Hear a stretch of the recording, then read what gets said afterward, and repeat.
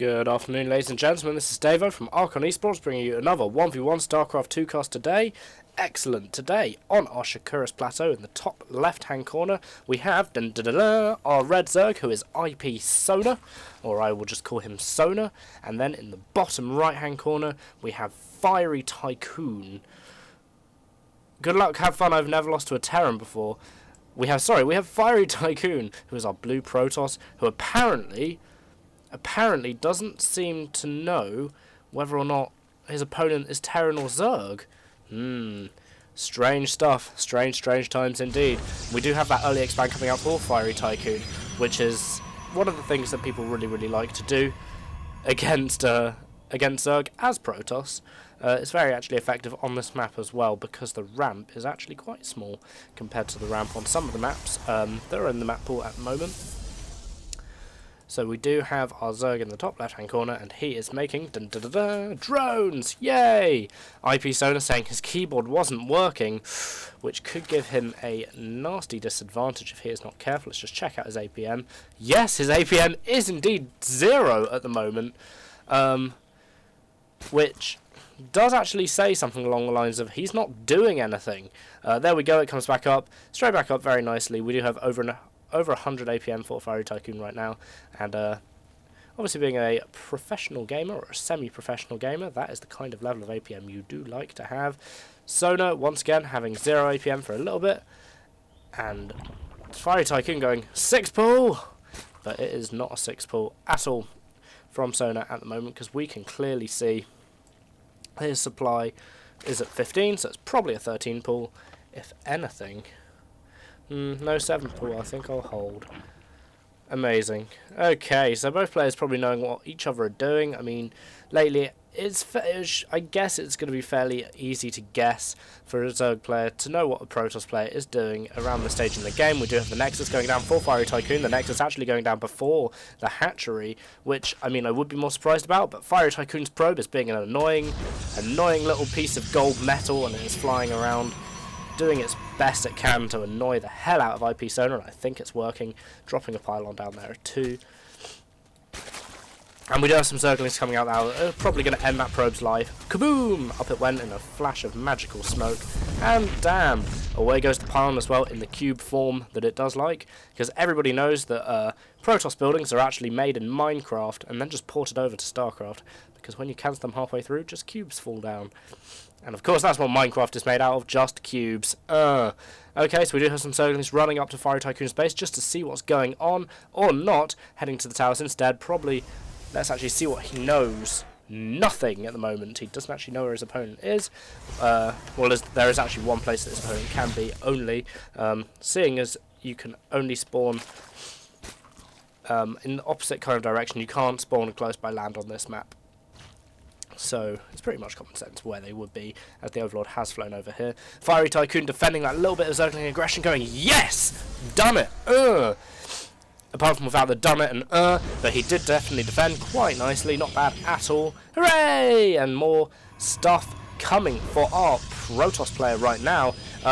Now, what we do usually see with Zerg players is them taking massive amounts of advantage of the fact that a Protoss player will block in like this and getting their third base up very quickly indeed. Really you could say macromizing really maximising the amount of macro they are able to do within the short amount of time.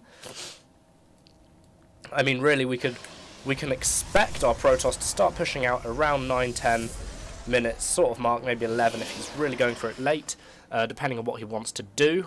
So our Zerg player has at least 5 minutes to kind of get down and have a good time with the hatcheries and whatnot, and make sure that his map control is very nice indeed. As you can see, his map control is far better than our Protoss player's map control, but we do have a Zealot on the way now, which will be probably spotted by these Zerglings at the watchtower.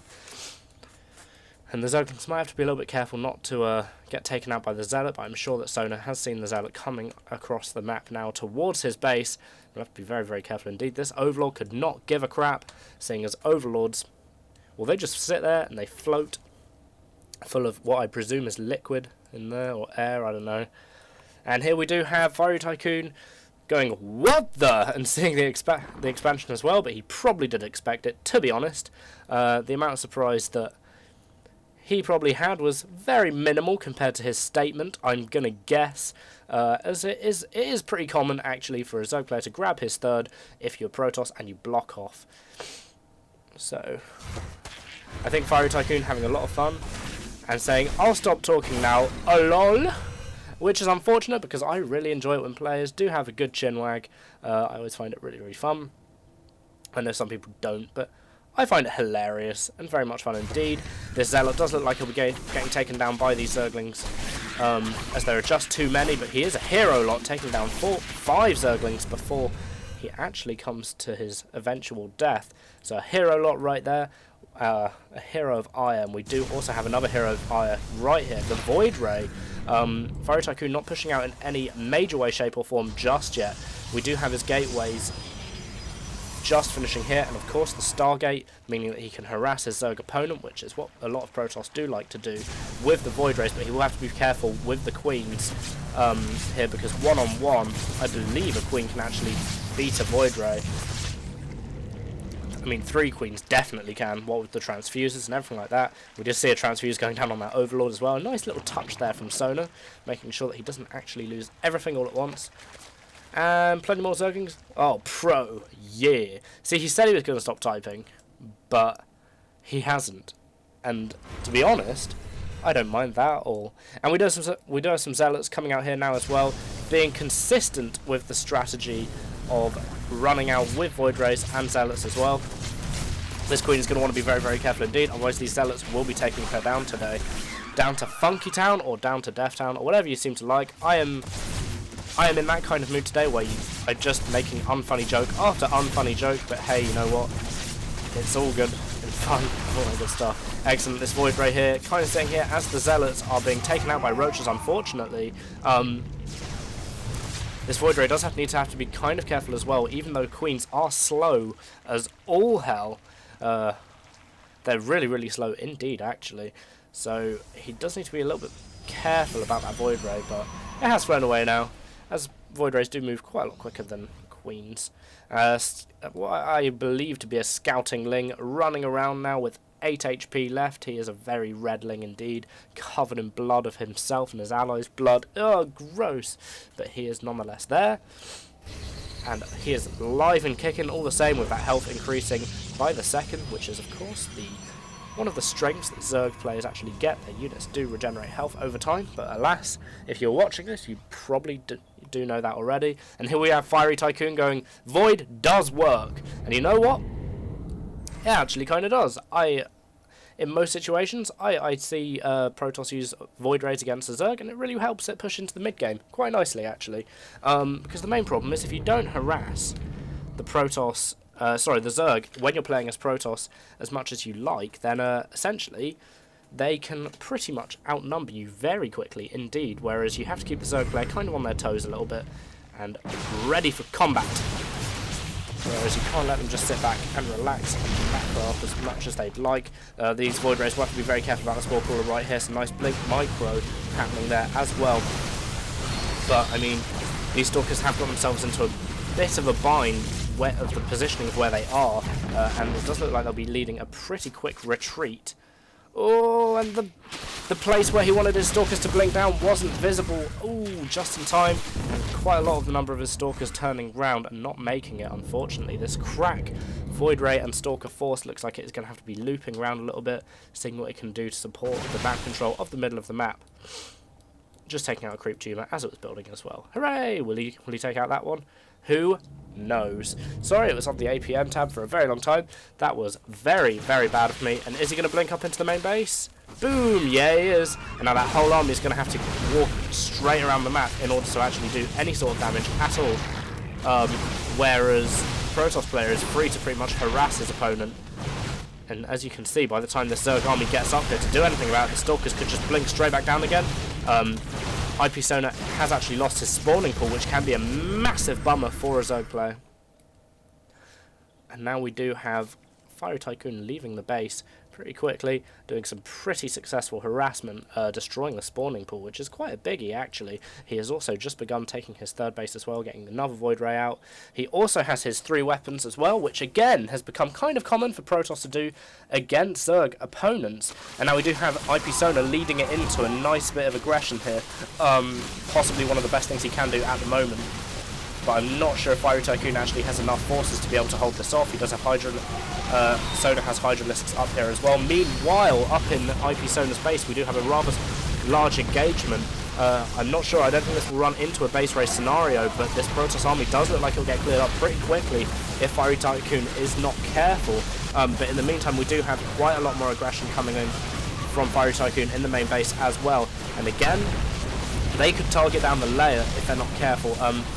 Sorry, Tycoon's Void Rays could target down that layer pretty quickly if Sona is not careful. It does look like at the moment they will just be attacking the Hydralisk and Queens as well. And overall, I think that Fierytycoon really came out a little bit behind on that whole maneuver. Sona's aggression was quite nicely timed. Unfortunately, he didn't have too much in the base to deal with Void Rays and Stalkers. He lost his extractor, but at the same time, the Zerg race has a pretty nice ability where it can make stuff very, very quickly indeed, and he was able to hold it off. Then again, so does the Protoss as well. That wasn't a balanced statement, just so you know, because of course the Protoss have Warp Gate research, and it does look like Fierytycoon is going to continue being as annoying as humanly possible, but this small attack is actually scouted by Sona as well, so I'm not actually sure if that's going to be happening anytime soon, but here we go. He is blinking back into the main base. These 4 Stalkers here getting completely left behind and murdered by the Roaches and Hydralisks. If iPSona is not careful, this hatchery will get layer even will get focused down now by Fierytycoon. That is something that Sona really does not want to happen, but unfortunately for him it has, and these Stalkers just have the ability to blink straight off the cliff, and that can be extremely annoying for our Zerg player today. Luckily, Sona has thought ahead and has actually got a layer up in a different location, so he hasn't lost too much. Unfortunately, he is going to put another hatchery down just to get those little few remaining minerals. Now, in the way of production for Fierytycoon, we do have Psystorm as well coming down, which of course is very good against Zerg units, because all Zerg units are biological. I think they are. I can't think of one that wouldn't be. For a minute there, I was like, maybe Infest Terran? But no, I don't know. Anyway, this Nexus does look like it's going to go down from Fierytycoon as well. This is a hell of a lot of Roach from iPSona, but I mean, if we look at the upgrades here, it is 2 weapons to 3 weapons and 1 armor from our Protoss player, so it does look like Fierytycoon should be able to hold this off right now. And also, we do have some probes being uber aggressive too. Unfortunately, the probes do not share the weapons upgrades that Stalkers do, and this is turning out to be a very, very lucrative game. Very fun to watch indeed. It's quite a back and forth kind of style. It's very even. We do have High Templars on the field right now, and you have to wonder, the Psystorm has been researched, so are we going to see Psystorm, or are these guys just going to be made straight into Archons? I don't know. We have seen an Archon on the field previously in this game, so it is a possibility, of course. More Zealots being walked in as well from Fierytycoon, which of course complement a Stalker army very, very nicely indeed. 1 armor finished now for Sona as well, which will give him a nice advantage. And these Zealots coming out here, of course, leading the charge. And here is some Psystorms coming down from those High Templar as well. And it does look like Fierytycoon might be in a little bit of trouble here if he is not careful, but fortunately he is able to walk quite a lot more units in quite rapidly, but I'm not sure if he's going to have enough Stalkers to deal with a Zerg attack. Unfortunately, it does look like he might actually get a little bit overwhelmed by this Roach and Hydralisk army, and yet more Roaches joining from behind as well. And it does look like Fierytycoon will lose this Nexus, if not have to leave the game. Oh, but I did so much, says Fierytycoon, and he leaves the game, leaving Sona just to be there and be a badass and take out all of his buildings, or whatever he likes to do, really. Oh dear. Excellent, that was a really fun game to watch. I really enjoyed it. Just keeping in mind, iPSona is literally just walking around destroying his opponent's base right now. I mean, wouldn't you if you've just won a satisfying victory? Probably. I know that I probably would. And that is that, and he leaves the game. Both players left the game. Hooray! Meaning the game is officially over. It was over, really, when Fierytycoon left without a GG. Poor guy. Anyway, Thank you very much for watching, guys. This is a very fun game to cast. You'll be hearing from me very, very shortly, again, of course. And have fun on StarCraft. Also, if you like the video, make sure to subscribe or like or comment or do whatever you like, just so long as you like it. If you don't like it, you can do all those things too, but instead of liking, you probably want to dislike. I don't know. Anyway, guys, thanks a lot. Have a lovely day and enjoy playing StarCraft. Goodbye.